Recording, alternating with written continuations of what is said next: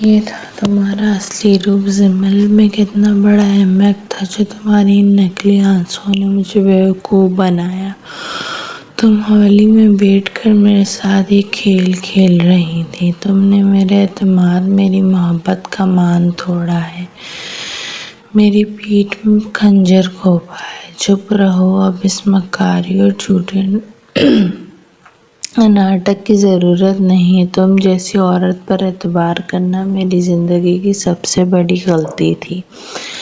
نکاح کا یہ ناٹک ختم ہو، دفعہ ہو جاؤ اس حویلی سے۔ اسی وقت آج کے بعد میرا اور تمہارا اور اس آنے والے کسی کا کوئی رشتہ نہیں ہے۔ رات کا سناٹا گہرا ہو رہا تھا اور باہر برستی ہوئی تیز بارش کی بوندیں کھڑکی کے شیشے پر اس طرح ٹکرا رہی تھیں جیسے کوئی اندر آنے کی اجازت مانگ رہا ہو۔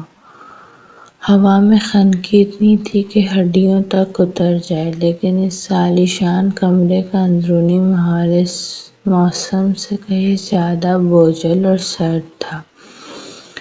سمل اپنے کمرے کی بڑی سی کھڑکی کے پاس کھڑی باہر اندھیرے میں ڈوبے ہوئے شہر کو دیکھ رہی تھی۔ اس کی آنکھیں خشک تھیں، لیکن دل کے اندر آنسوؤں کا ایک ایسا طوفان مچ رہا تھا جو گلے میں آ کر اٹک گیا تھا۔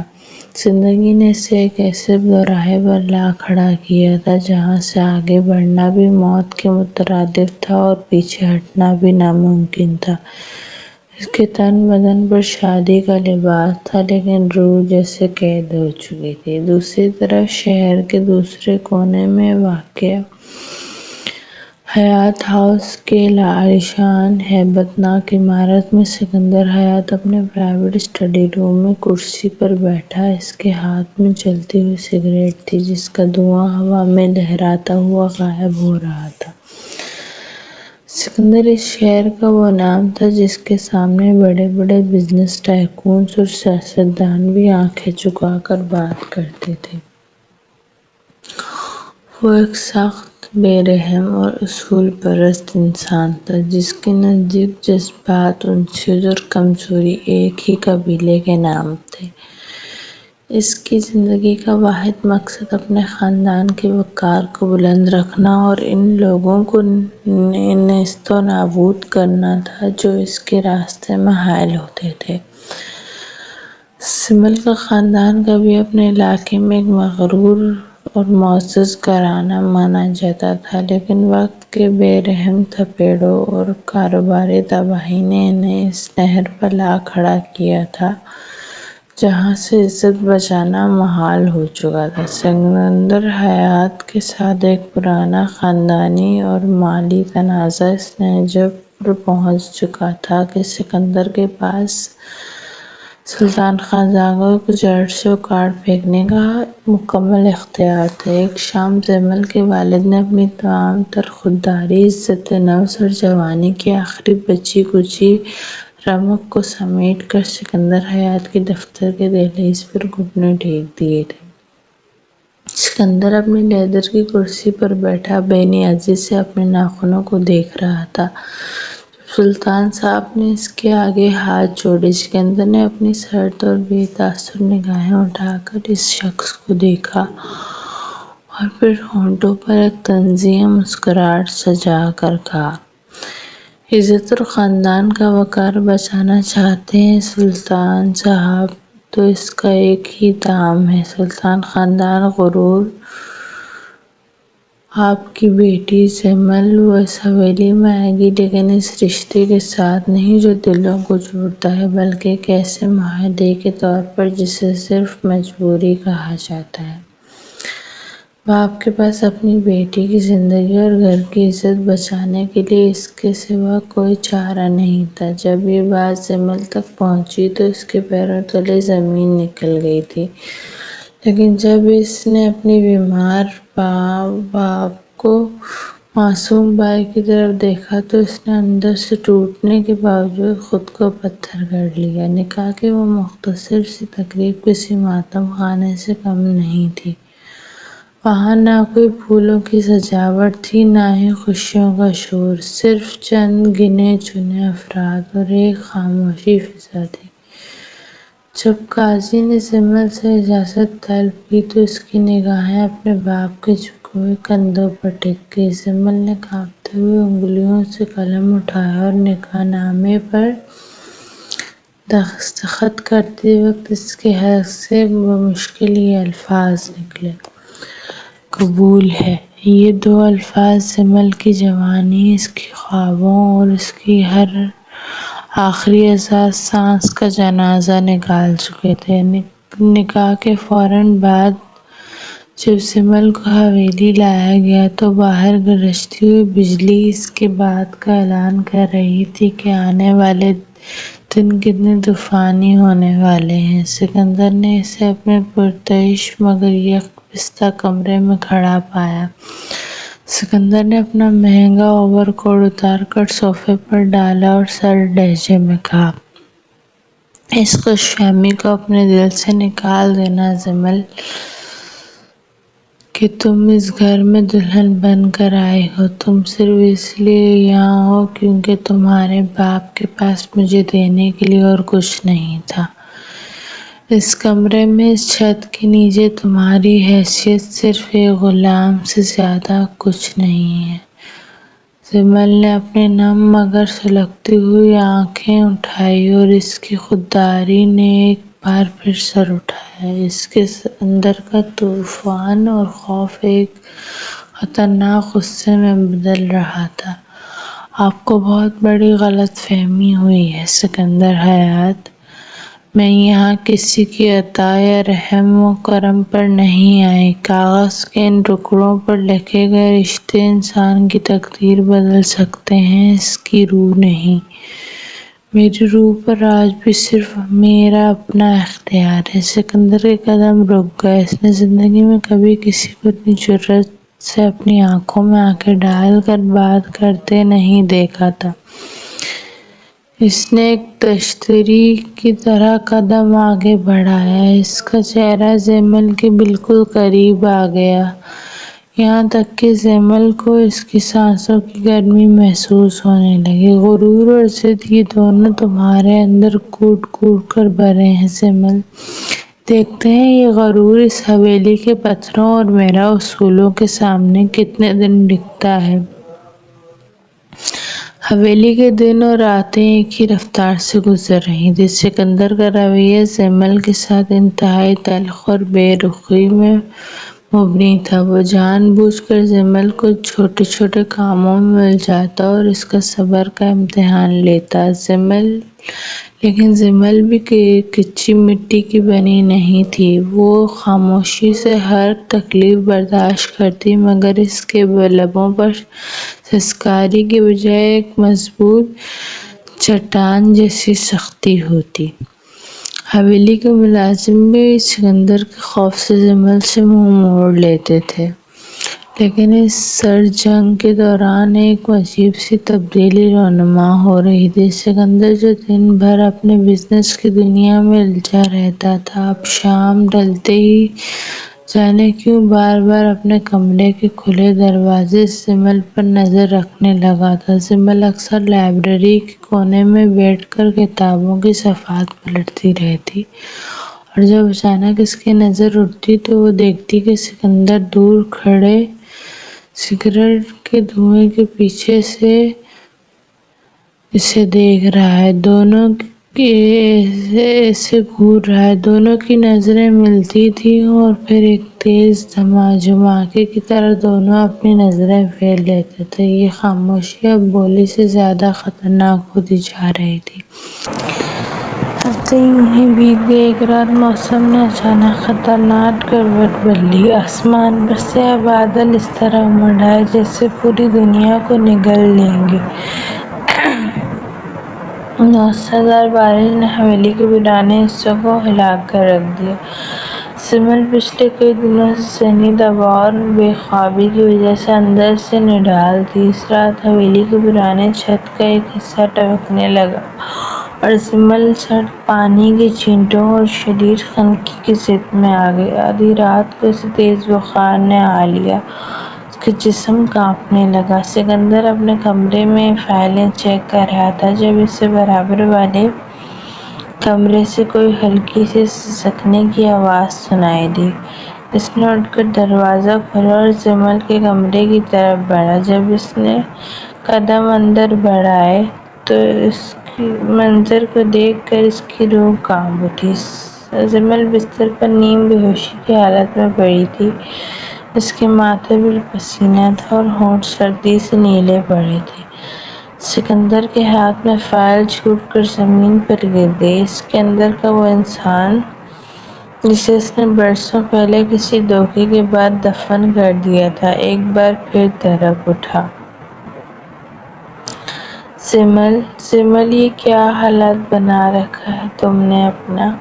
اس نے فوراً ڈاکٹر کو طلب کیا اور پوری رات بغیر ایک پل سوئے وہ زمل کے سرہانے بیٹھا رہا۔ وہ اپنے ہاتھوں سے اس کے ماتھے پر گیلی پٹیاں رکھتا رہا۔ صبح جب سورج کی پہلی کرن نکلی اور زمل کی آنکھ کھلی تو اس نے دیکھا کہ سکندر کرسی پر سر جھکائے سو رہا ہے اور اس کا اپنا ہاتھ ابھی بھی سکندر کی مضبوط اور گرم گرفت میں جکڑا ہوا تھا۔ زمل نے حیرت سے اپنا ہاتھ کھینچنا چاہا۔ سکندر ایک دم بیدار ہو گیا۔ اس کی سرخ آنکھیں بتا رہی تھیں کہ وہ پوری رات نہیں سویا تھا، لیکن جو ہی اس نے ہوش سنبھالا اس کا پرانا خول واپس آ گیا۔ یہ مت سوچنا زمل کہ مجھے تمہاری کوئی پرواہ ہے۔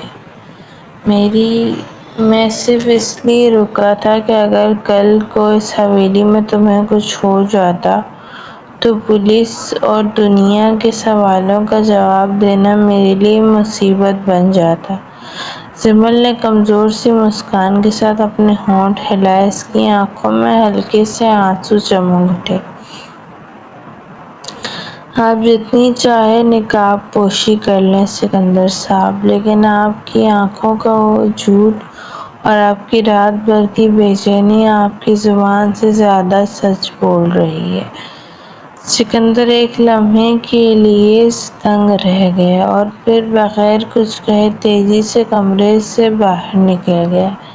اس رات کے بعد دونوں کے درمیان برف پگھلنے لگی۔ سکندر کے دل میں زمل کے لیے ایک چھپی ہوئی نرم گوشہ پیدا ہو چکا تھا اور زمل بھی اب اس کی سختی کے پیچھے چھپے اس درد کو محسوس کرنے لگی تھی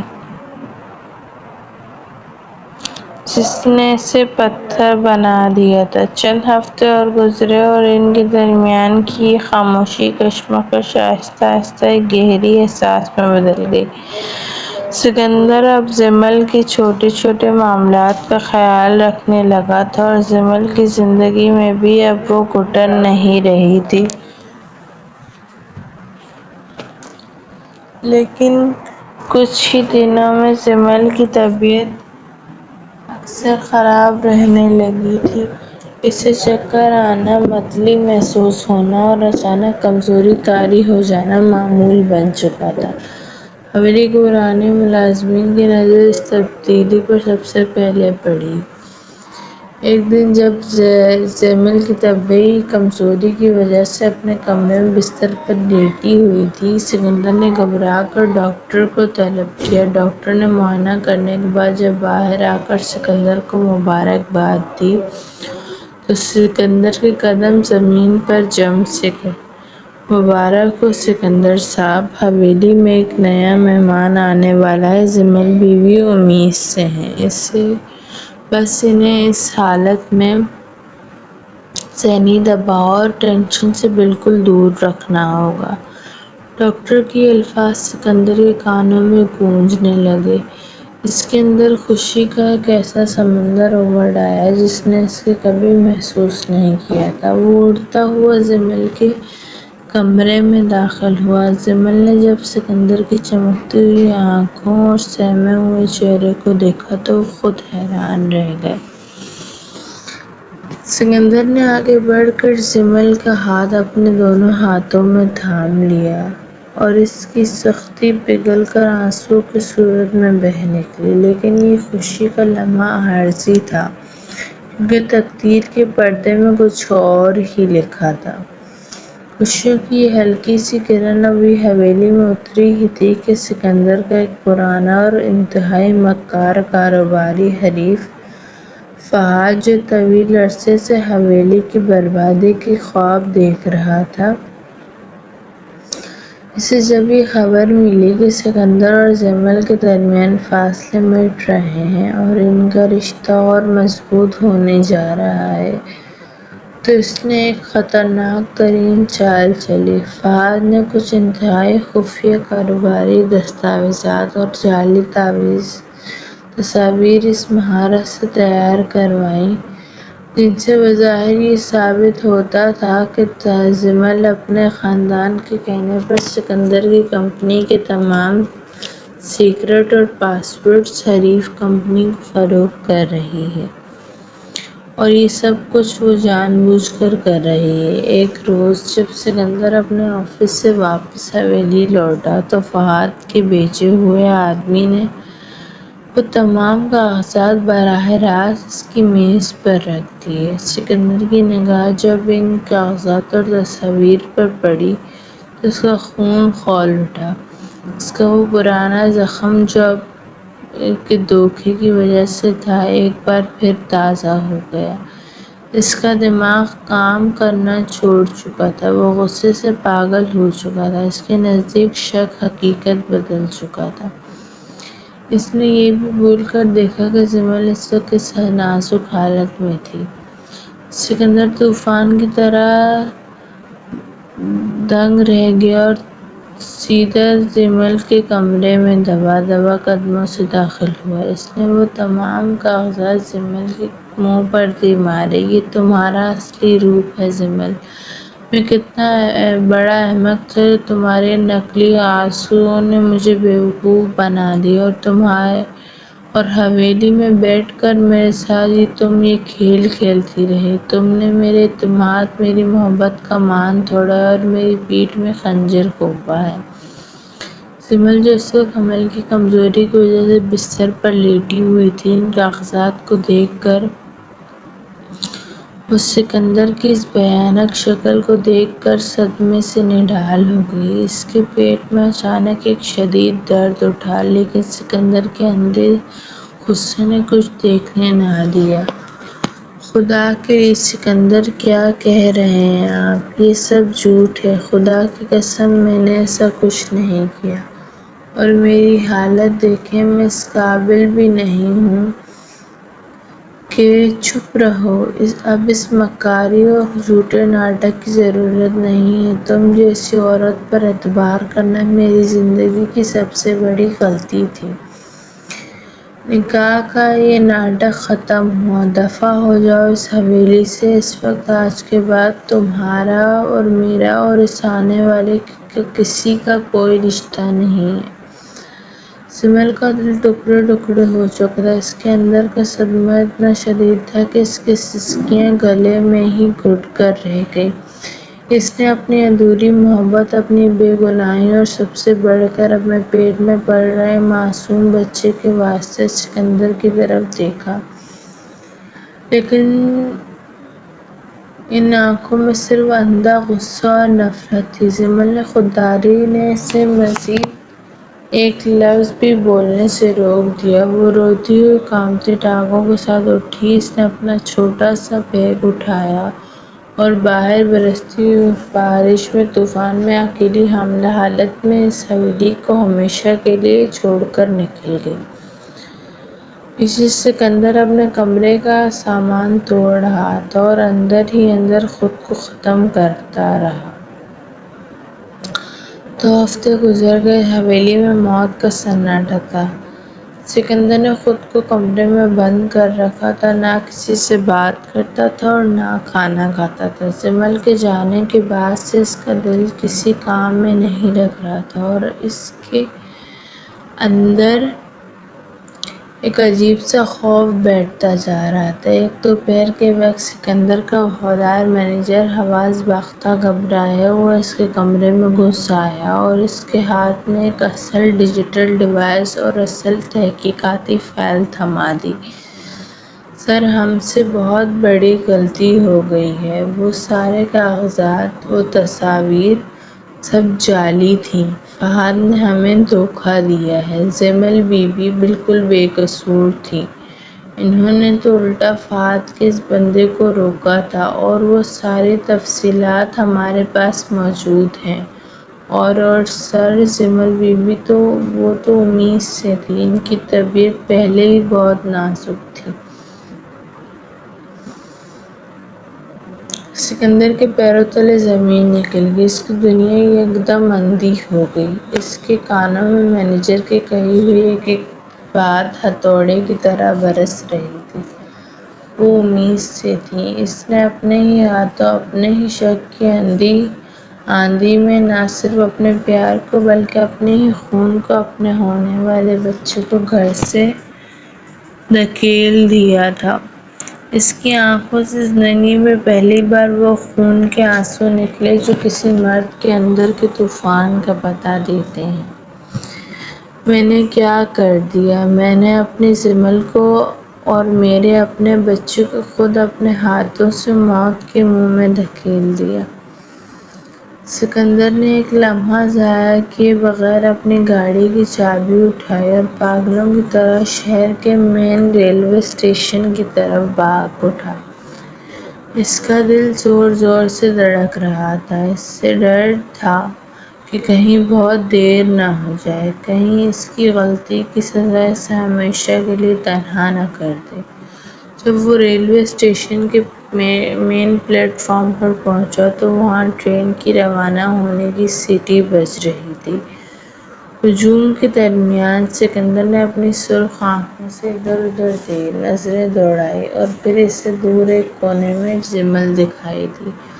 اس کا چہرہ زرد پڑ چکا تھا، جسم کمزوری سے نڈال تھا اور وہ کچھ نہ کچھ کر کے اپنا سامان سنبھالنے کی کوشش کر رہی تھی۔ سکندر نے ہوا کی رفتار سے دوڑ لگائی اور بالکل ٹرین کے چلنے سے پہلے جمیل کا ہاتھ پکڑ کر اسے اپنی طرف کھینچ لیا۔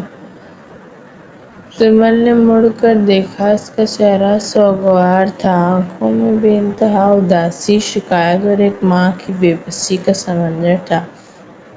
اب کیوں آئے ہیں سکندر صاحب؟ جب آپ کو مجھ پر ذرہ بھر اعتبار نہیں تھا، جب آپ نے میری پاک دامنی پر کیچڑ اچھالا، جب آپ نے میرے پیٹ میں پل رہے اپنے ہی بچے تک کو ٹھکرا دیا، تو اب اس تماشے کا کیا فائدہ؟ جانے دیجیے مجھے۔ سکندر مزید کچھ نہ بول سکا۔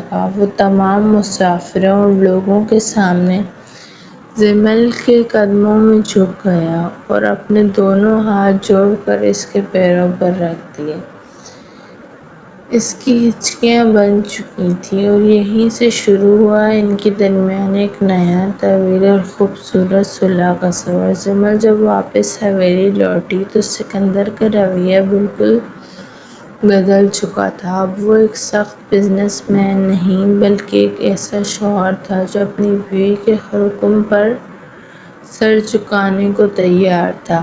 لیکن جمیل کا مان اور اس کا غصہ اتنی آسانی سے پگھلنے والا نہیں تھا۔ ایک شام جمیل کمرے کے صوفے پر تکیہ لگائے بیٹھی تھی اور سکندر اس کے لیے خود اپنے ہاتھوں سے گرم سوپ کا پیالہ لے کر آیا۔ جمیل پلیز یہ سوپ پی لو۔ ڈاکٹر نے کہا ہے کہ اس وقت تمہارے خوراک کا خیال رکھنا بہت ضروری ہے۔ مجھے بھوک نہیں، اور ویسے بھی جس انسان کو یہ شک ہو کہ میں اس کی دشمن ہوں، اسے میرے کھانے پینے کی فکر کرنے کی کیا ضرورت ہے؟ اپنا سوپ اپنے پاس رکھیں۔ ارے نمل، اب اس بات کو کتنے دن ہو گئے ہیں؟ میں نے تو تم سے معافی بھی مانگ لی، اور کتنی سزا دو گی مجھے؟ سزا تو ابھی شروع ہوئی ہے سکندر صاحب، ابھی تو 9 مہینے باقی ہیں۔ دیکھتے ہیں آپ اس نازک صورتحال میں میری کتنی خدمت کرتے ہیں۔ سکندر بے بس ہو کر مسکرا دیتا اور پھر جمل کو منانے کے لیے اس کے نخرے اٹھانے میں لگ جاتا۔ حویلی میں اب روزانہ اس طرح کی چھوٹی چھوٹی نوک جھوک اور میٹھی تکرار ہونے لگی تھی جس نے اس ویران گھر کو ایک خوشحال خاندان میں بدل دیا تھا۔ 9 مہینے یوں گزر گئے جیسے ہوا کا کوئی جھونکا ہو۔ سکندر نے اس دوران ایک لمحے کے لیے بھی جمل کو تنہا نہیں چھوڑا تھا۔ وہ ہر وقت اس کا سایہ بن کر اس کے ساتھ رہا۔ ایک رات ہاسپٹل کے وائٹ کوریڈور میں جب بچے کی رونے کی پہلی آواز گونجی تو سکندر کی آنکھوں سے خوشی کے آنسو جھلک پڑے۔ نرس نے باہر آ کر مسکراتے ہوئے کہا، "مبارک ہو سکندر صاحب، آپ کے ہاں بیٹا ہوا ہے، ماشاء اللہ بالکل تندرست ہے۔" سکندر دوڑتا ہوا کمرے کے اندر گیا جہاں جمل ہلکی مسکراہٹ کے ساتھ بستر پر لیٹی ہوئی تھی۔